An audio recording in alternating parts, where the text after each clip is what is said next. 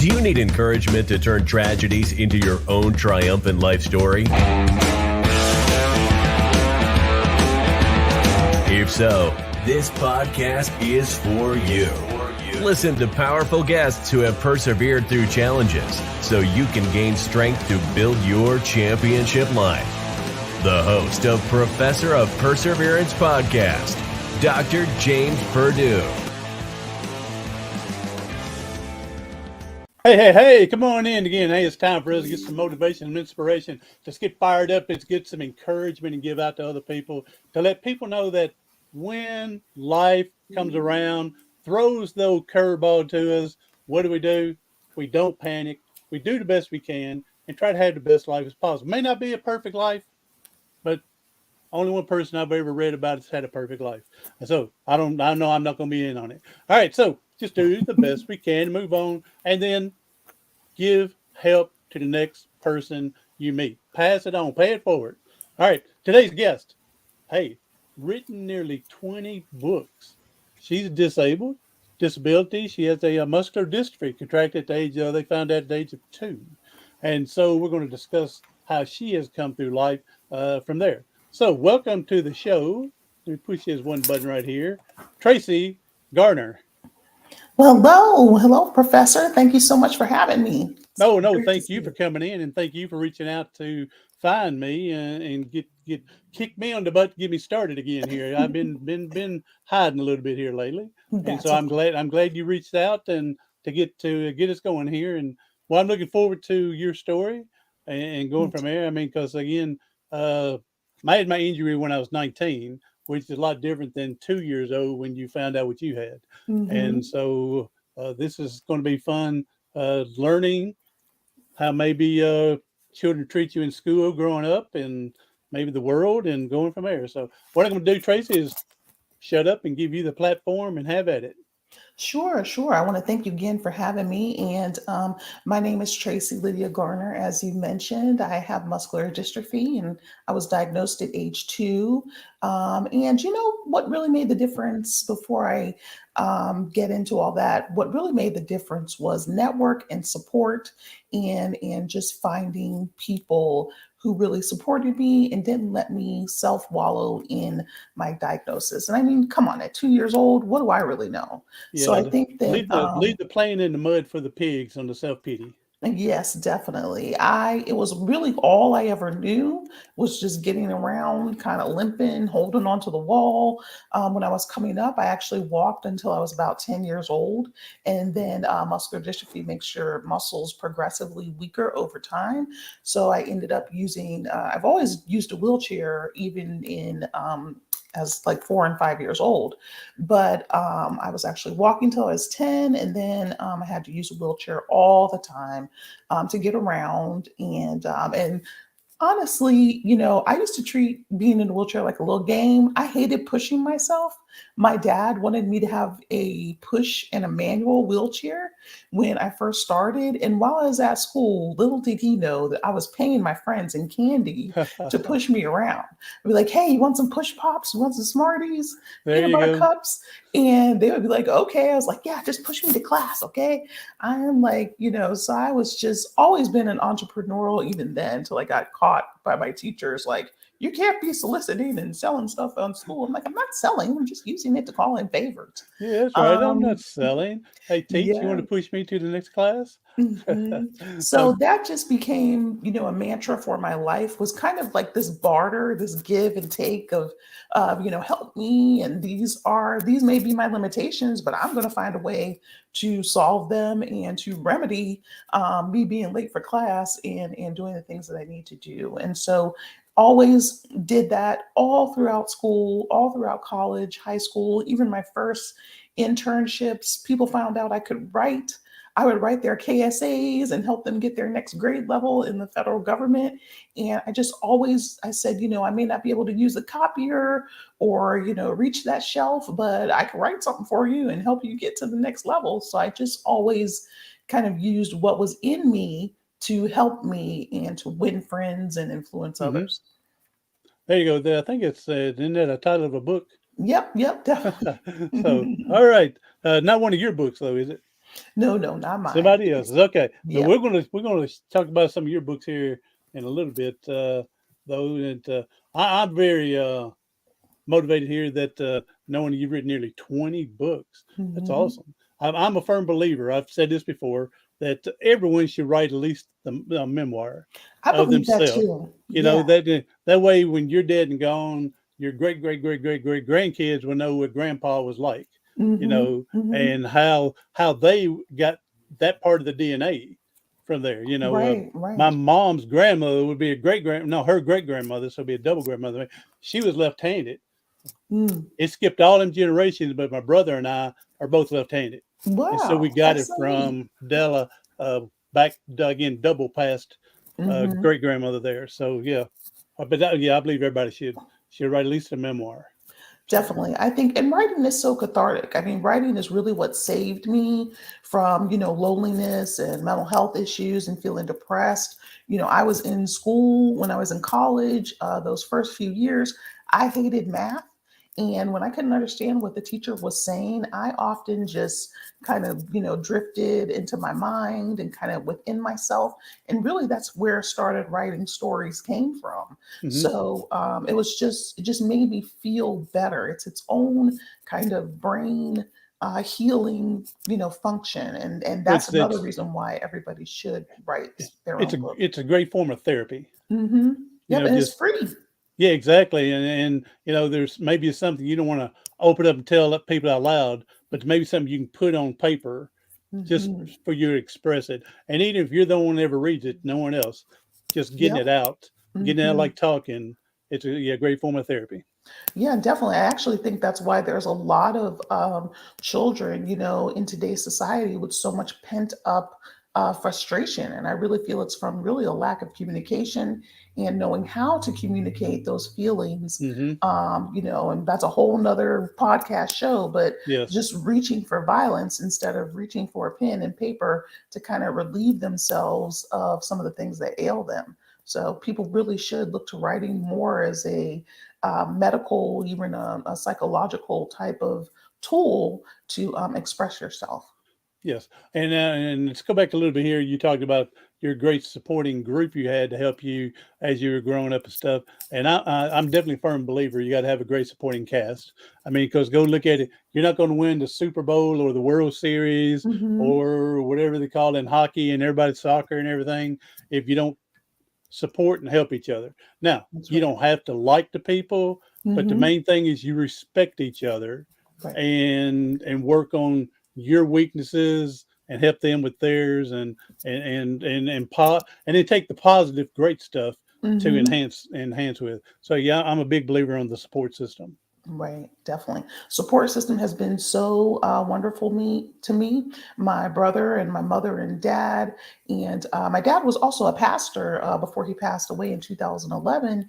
And I think just his faith and seeing him preaching every day for over 30 years since I was a child, before I even got here, he was an ordained minister. And so both the family and the faith, those words go hand in hand often, but the support network is so important. And in my book, I talk about, that people don't have to be related to you to support you. There hmm are people who can be surrogates for you and to help you on the journey. They have to have no blood relation. If you find a friend or you find a counselor at school or a teacher, or a mentor or some distant cousin, or older brother in another family or sister, it really does not matter. Sometimes when people don't have an organic and biological family, you really need to seek out others and kind of create that family for yourself. And so, you should never be without a support system because they're going to really encourage you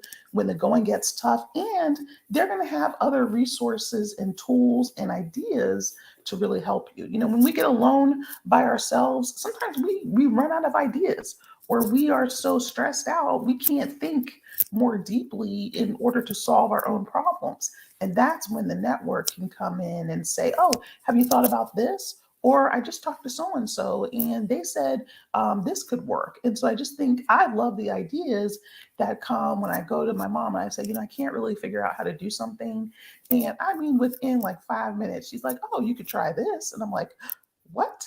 Like, you're just so bogged down in your own situation that, you really need ideas and energy of others to help you solve today's life problems. Well, we only know what we know. Right, right. And so, which is not saying it's a bad thing, but if it Hmm. helps you, like you said, along the way, but if you ever get stumped, yeah, reach out. Don't be afraid to Yeah, find and you ask have and to. get somebody else's opinion to help out. Hmm. Yeah. Reach out, and other people have lived experiences that you don't have. Other Hmm. people have knowledge and skills that you don't have. And so, when you really collect a really diverse group of people, it's like, when I watch Family Feud with my mom sometimes, Hmm. I'm like, always get an old person and a young person for that final round where you win $20,000. Like, always don't get two young people up there. Yeah, nothing between them. Get the mother, and then get maybe the youngest daughter or something, because Hmm. everybody's going to bring a different thing. And I'm just like, when you get two young people up there, or even when you get two old people, I would beg that even two old people could win. But the knowledge just is, they're going to ask you a question that's going to be like probably before you were born, if you're the young person answering the questions. And so you need everybody, you really do. And you need that breadth and that longevity of an older person, an elder, often we call it, but somebody who really has some lived experience and has some good ideas. Hmm. One example I can think of is the first time I traveled out of the country, and I contact a friend of mine he's in a wheelchair, and I know he's traveled quite a bit. And I Hmm. said, what should I ask or do? And he talked about calling your wheelchair to be a gate. I forgot what the term to use now, but Hmm. so that which Meet you means, at the gate. yeah, Yep. exactly. Instead of you Hmm. having to sit and wait for it, it's already gonna be there. And That's then one of right. the other benefits I never thought of, and you would think of, he says, and take you extra uh, tubes for your wheelchair. Said because Hmm. if you have a blowout, there's no one going to have a store there for you to buy tubes.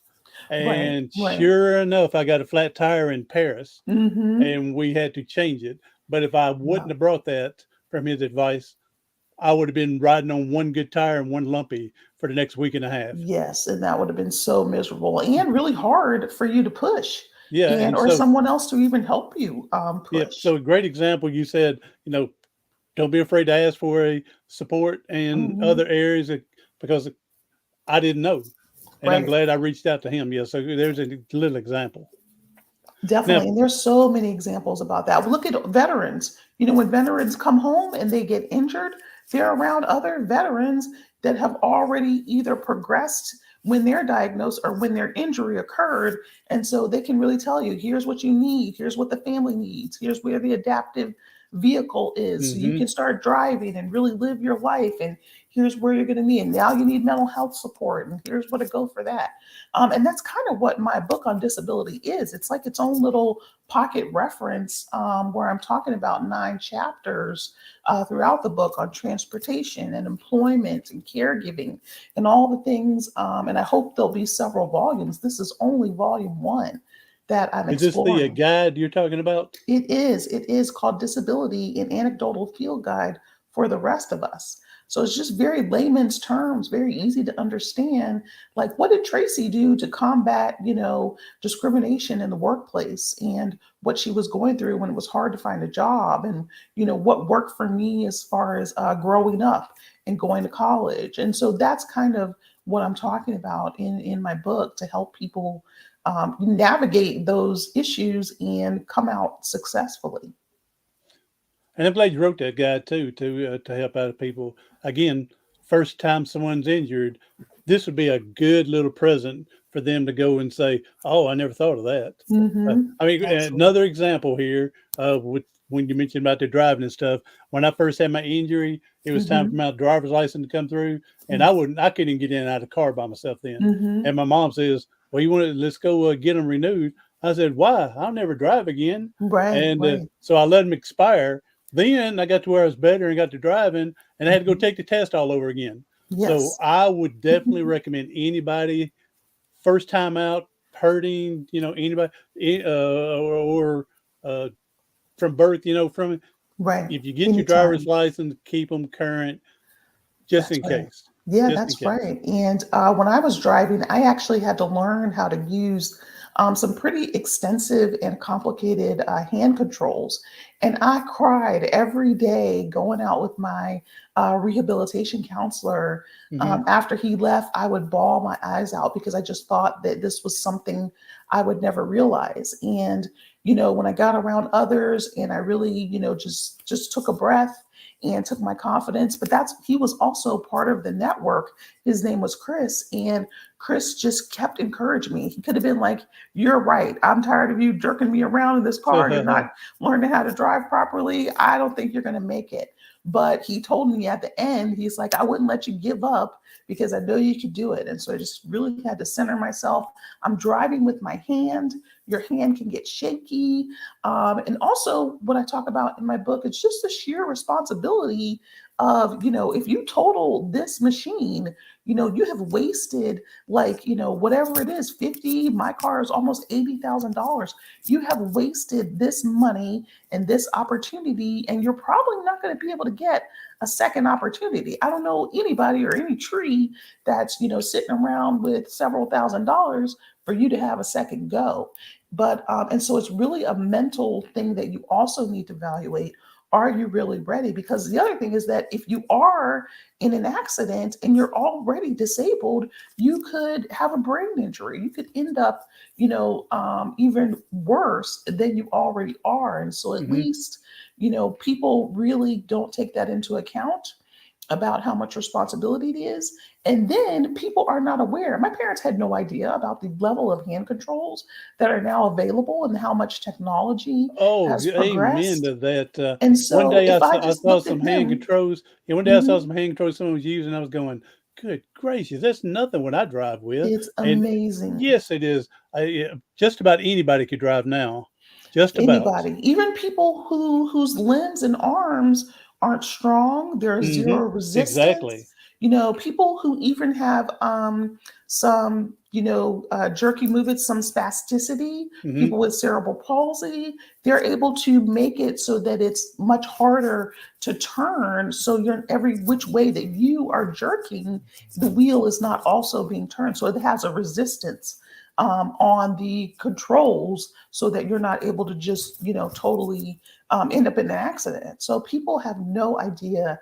And if I just sat around with my parents who didn't know, they want to encourage me, but they also want to tamper my expectations, not making me get too excited. So when they saw it, they were like, "Oh my God, whoever knew this existed?" And if you're not in certain worlds and certain circles, you wouldn't know. The only reason I knew that I got to drive is because one of my friends, which I thought it was really mean at the time, he drove by my house with him and his instructor, showing me like, "Isn't this cool?" There you And I go. got I got so like I was like, "Oh my God." And then he like drove away and I was like, "I want to get in. I want to go." And so that I know that one instance really gave me a determination. It was almost like I think God purposely brought him by to say, "Look, you can do this." Because if I hadn't of saw that with my own eyes, I probably wouldn't have been as motivated as I was. And it took me a really long time, almost 7 years, working with state vocational rehabilitation to get funding and to get approved for the vehicle. Because even the counselor I had was primitive in his thinking. He asked me about my disability. He's like, "Are you gonna, are you concerned about your muscular dystrophy progressing? Maybe you shouldn't drive." And I was just like, Every time he denied me, I did the appeals process because I was just so convicted. And it got hard. That sixth and seventh denial was really hard, but he moved on. He retired, or I don't know what he did. He could go take a skip and a jump, in the street. But my point is that I got a new counselor, and when he put it through, I got approved. Either they were exhausted from me coming there, asking them every single time they denied me, or it was just time. It was just time, and it was kind of like they were like silently asking you, "Are you sure you're ready to do this?" Because it's a Hmm. larger responsibility than people think. Yeah, there's other people I've talked with, vocational, and it seems like sometimes when they're going no, no, no, it seems like they feel like they're spending their own money instead Right. of public tax funding money Totally. that's supposed to be for us to have a Hmm. better life than what it could be. I And they, totally yeah, yeah, agree. they feel like it's their coming out of their own pocket. Hmm. So, all right, now, so let's jump back a little bit here. When you was going to school Hmm. and walking some and wheelchair some, Hmm. how did the kids first started treating you? Unaware, not sure. All of a sudden, you got a girlfriend right off the bat trying to help you. I mean, Right. maybe a boyfriend. Just a boy Yeah, trying to. definitely. So, yeah. So, how the kids at the beginning, Yeah, the kids especially with the really wheelchair they and weren't maybe you too stumbling. they Yeah. weren't too bad. I would say that sometimes I know when I was younger, I think I became the bully first so that people couldn't get me. So I had like a tough exterior that Hmm. sometimes went overkill, and I was kind of mean to the people that were kind of like low on the totem pole, but people didn't mess with me too much. I think that I just had a strong personality. I talked directly to people and I really spoke up for myself. And I think that I've been kind of a silent advocate for myself and other people with disabilities since I was in elementary school. And so I didn't feel a lot of bullying. I felt it more as I got to junior high and high school, especially junior high and high school. I was telling someone once that I used to have a book at school and a book that I could keep home so I wouldn't have to carry it back and forth. Hmm. And I remember these girls whispering about me saying, look at her, she doesn't even have to carry any books. I don't know if they either thought that I was receiving special treatment or that I was so smart that I didn't need books. Hmm. And it was like neither of those things. It was because of a physical condition. So before people, really judge others, they're just making up their own story about you in their head. And that story is often erroneous and not true.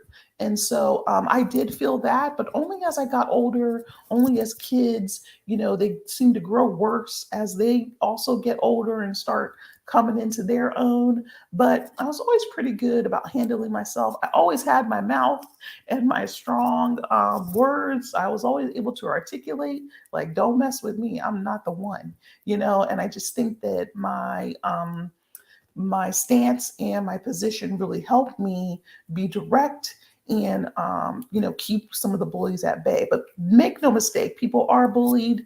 I would say it's getting a little bit easier now because I have seen really in latter generations kids really trying to solve problems for people with disabilities through the technology, coming up with 3D printing for a hand or other equipment Oh, and yeah. tools. Especially that 3D. Yes. Yes, they seem so much more ready to help and remedy the problem than they did when I was coming up, which is to poke fun at and stigmatize and point you out. So I'm really happy that I was also bused, so I didn't go to my neighborhood school. But now, due to inclusion and the ADA, kids are being kept in their neighborhood school, which really helps them form better relationships and I think meet the kids that are in their neighborhood that they see at the Target and they see at the other stores and Starbucks. I think that really makes a difference when you've grown up with it all the time and that person, oh, that's just Johnny, he has autism or whatever, Hmm. and Yeah. so they're much more accepting in this time than they were when I was coming up. I agree with you. I taught school for about 13 years and taught seventh grade science. Mhm. And one of the special education teachers, I got to talking, and she wanted to see if she can bring her students, about 8 or 10 of them, Mhm. special needs, and they can come in my classroom, but they would only come in during experiments for Right. science. They didn't come in Mhm. for the lectures or anything.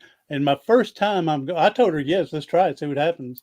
And the first time, I'm worried, would these kids Yeah, accept them. shunt them? Yeah, Mhm. accept them? Would they Mhm. be a bully afterwards? Right. I was so profoundly amazed how Mhm. they were going. Oh, is so and so going to be coming? I said, yeah, I'll work with her. Yeah, And then yeah. it, yeah, and then they knew. Of course, they've been Mhm. going to kindergarten with them, Right.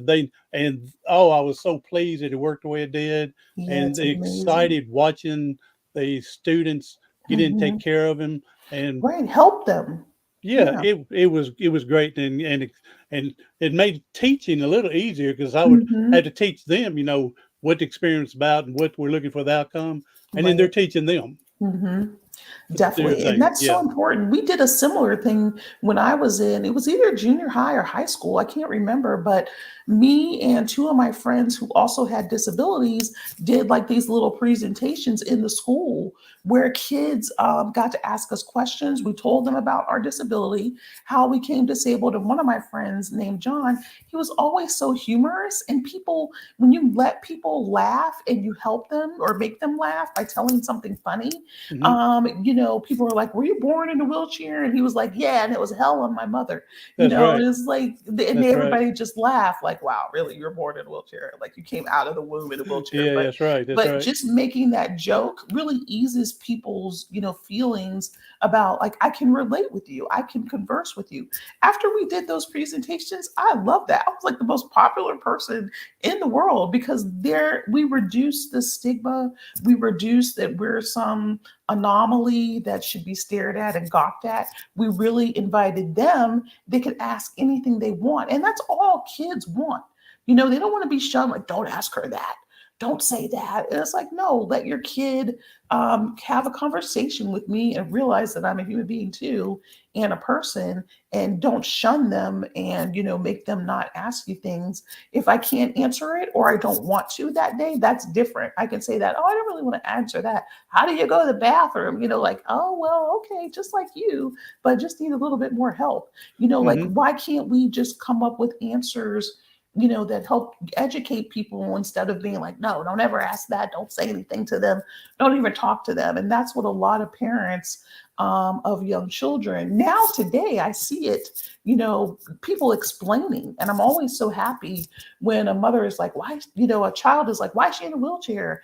And the mother will just, some mothers that I've seen, especially now, today, will say, well, that's something, a piece of equipment that she uses to get around, instead of like, I don't know why she, don't talk to her. Come on, let's go. It's kind of just running away from us. It really hurts our feeling, hurts my feelings, specifically when you just shun your child and make them just come away like, you just saw a monster or something. And so try Well, to and engage and have a conversation. when the kids, they're curious and they want to know. And Hmm. I had a similar experience here one time. Was in the store and I was pushing my wheelchair, and all of a sudden I went to go reach back to grab the wheel, and I felt Hmm. something on my hand, and there was a little girl with her hand on my wheel Hmm. pushing with me, and said, She's "Hey, trying to honey, how help you you. doing?" Yeah, Yeah. exactly. Hmm. All of a sudden, her mother saw it. She grabbed that girl. She bounced her into that buggy to sit, and she says, she won't bother you again. I said, Right. "You got that right, ma'am." I said, "Because the way you're acting, she thinks I'm an evil person, Yeah. and she won't talk to nobody Hmm. that's disabled because of the way you're acting." I I said, know. "She's just curious. She wants to learn and know." Right, right. And I And said, she'll "But be the way like you're acting, 34 and she'll be like, I can't talk to people with disabilities. It'll be like this recurring trauma because my exactly." mother told me to run when you see one, you know? Yeah. Yeah, It's I just got sad. a little upset with mama. Yeah, Said yeah. I said I said, "You're right, she won't interrupt. She'll think Mhm. that we're the worst things ever because Right. of the way you're acting." And Mhm. so Totally. yeah. All right, now so let's get through you got through school and college, Mhm. and you said you were a good writer and everything. So Right. I mean, what all of a sudden you says, I'm gonna write a book. Right, And right. then Like, nearly 20 books later, yeah, you just been compounding on it. But what made right. you go, you know, I think I'm gonna write a book? Well, actually, back to my math class that I was failing miserably, math for Mm-hmm. liberal arts, which is supposedly for people, creative types like me, which is a big lie and not the truth. And it was so hard. I failed, I think, twice. And I took it again. And I was writing a story in math class every day. That was my story time. It looked like I was doing something, maybe figuring out some problem, but little did the professor know I wasn't paying attention to anything he or she was saying. There you go. When I got home one day, I was just crying, really depressed that school might not work out for me. I might not graduate. I was really scared. I was depressed. I was crying. All of a sudden, I started surfing on the internet and I saw something about, do you have what it takes to write a book? Enter our contest. It was being hosted by a large publishing house. And I just entered, like my tears like dried up. I was like, oh my God, this is like, for me, this is my ticket to like out of math for liberal arts. I couldn't think any bigger than that. I just wanted to Hmm. get out of that class. So I entered the contest and I got a trip to New York and Oh, an wow. advance, a monetary advance, and publication of the book. And that just, changed my life. It gave me validation. They paid for me and my parents to come and accept an award at an awards luncheon. Oh, And I was wow. Okay. also they published the book, the very first book. And then I went on to submit two more books and got another book contract with them for two more stories. And so I just kind of kept writing. That was the validation that I needed to say, you know what, you're good at something, maybe not math for liberal arts, but you sure can write. And so I think that I'm just so thankful. I tell all interviewees, about the contest and about how much it was wonderful to me and how much it changed my life. And it really is what changed. I even, when I got back from New York and I was writing, my grades started to improve.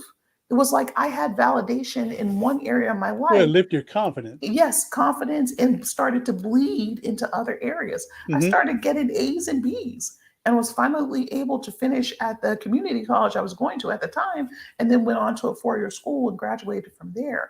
But even through all of that, I always had my writing to fall back on. I always just kept writing. Probably why it took me so long to get through school, because I always had a book out.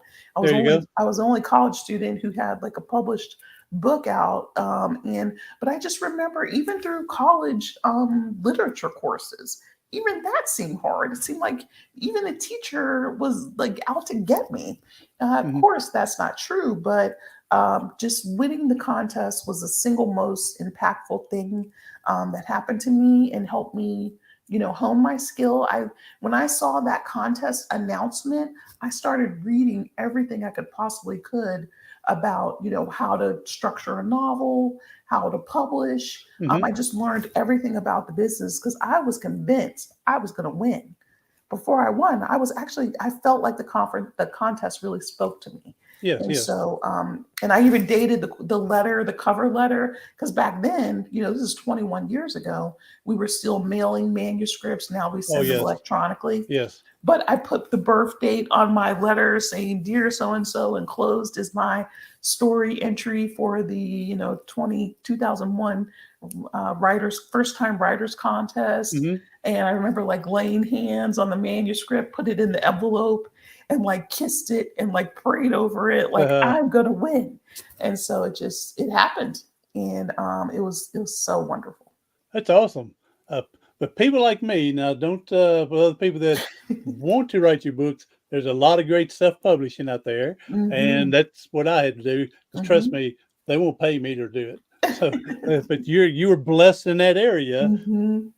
But but I'm telling people, write your book, your memoir anyway. Somebody's going to read it and they're going to enjoy it, and you're going to help them. And here's great. My one example here is um, twice when I wrote my first book and just how I got in a wheelchair and Hmm. stuff I did to overcome adversity.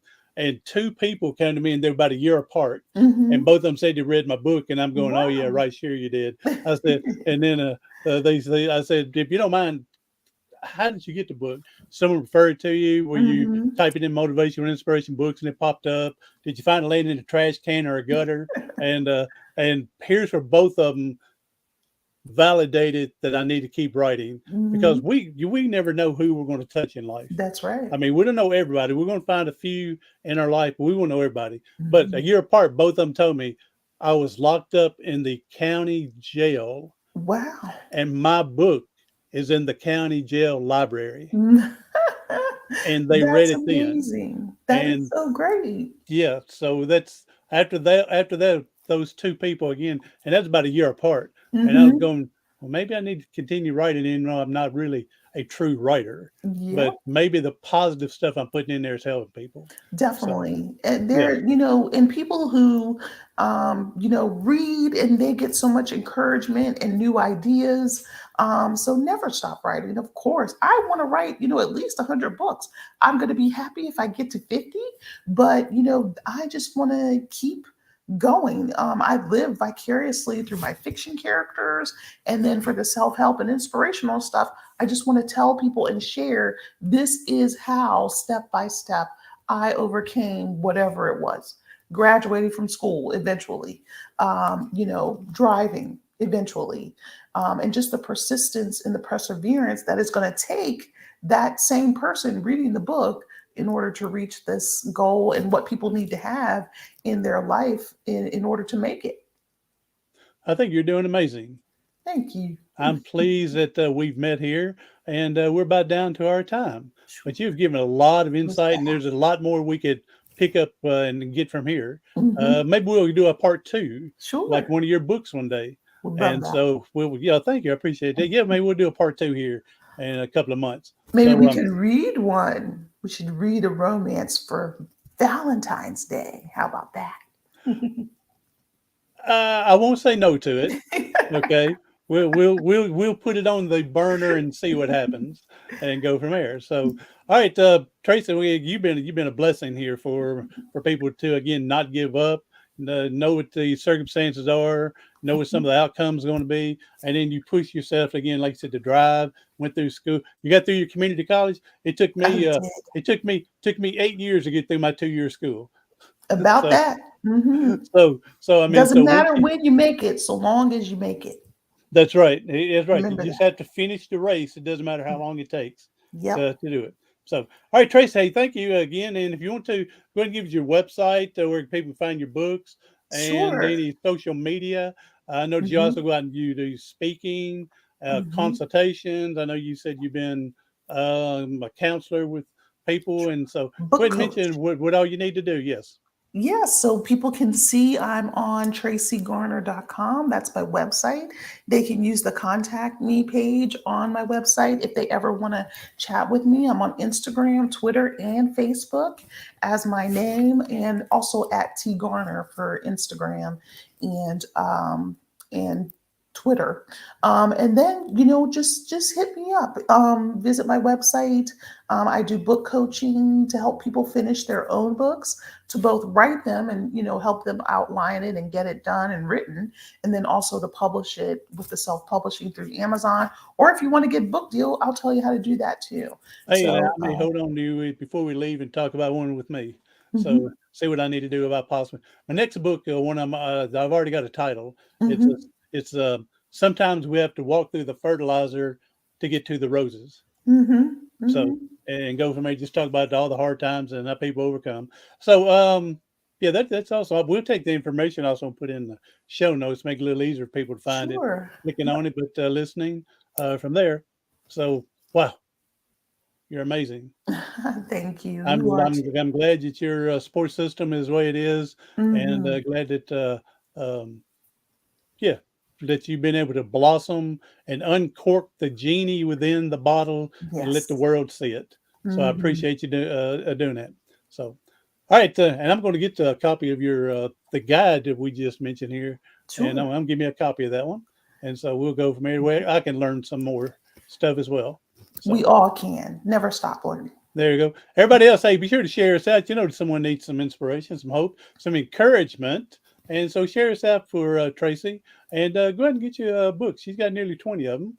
And you may want to get part one, part two, and part three. Get a series going. So, all right. Thank you, everybody, for being here. I'm Dr. James Purdue, the professor of perseverance. Do something today, tomorrow, something next week that's going to help you persevere past your paralysis.